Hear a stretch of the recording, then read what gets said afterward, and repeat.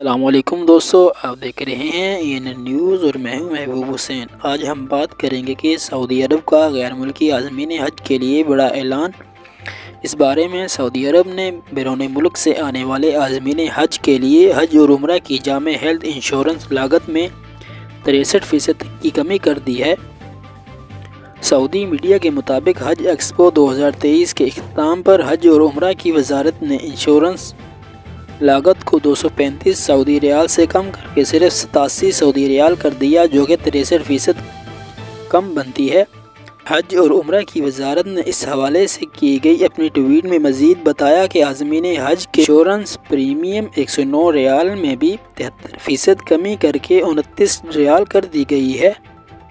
غیر ملکی عازمین حج کے انشورنس کوریج کا دورانیہ 90 دن کے لیے ہے، جو سعودی عرب میں داخل ہونے کے دن سے شروع ہوتا ہے اور ملکی حدود کے اندر ہی نافذ العمل ہوگا۔